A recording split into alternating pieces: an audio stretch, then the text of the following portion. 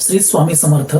स्वामी भक्त हो, स्वामींच्या नित्यसेवेत तुम्ही सर्वजण सारामृताचे 3 अध्याय आणि 11 माळी जप करत असालच. पण आपल्याला माहित आहे का की स्वामी चरित्र सारामृत हे आपण का वाचलं पाहिजे?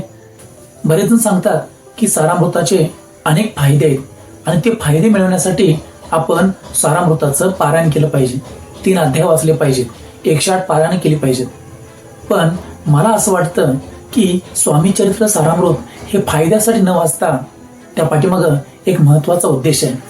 आपण हे स्वामी चरित्र सारामृताचं पारायण का वाचलं पाहिजे माहितीये का?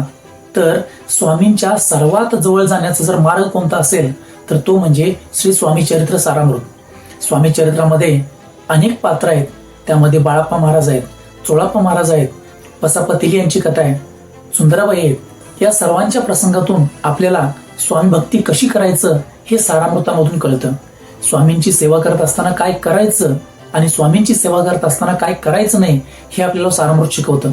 त्यामुळं कोणत्याही फायद्याचा विचार न करता फक्त आणि फक्त स्वामींच्या जवळ जाण्यासाठीचा जर सर्वात जवळचा मार्ग कोणता असेल तर ते म्हणजे सारामृत आहे.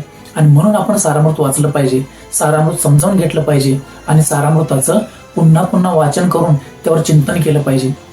आपल्याला खऱ्या अर्थानं जर स्वामी समजून घ्यायचे असतील तर सारामृत वाचा. सारामृत वाचण्याचे फायदे हे तुम्हाला नंतर मिळत जातील, त्यात काही वाद नाही.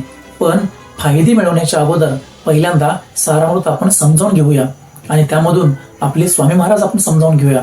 आणि जेव्हा तुम्हाला आपले स्वामी कळतील त्यावेळेला निश्चितच कुठलीही वेगळी सेवा उपासना तुम्हाला करावी लागणार नाही. श्री स्वामी समर्थ. जय जय स्वामी समर्थ.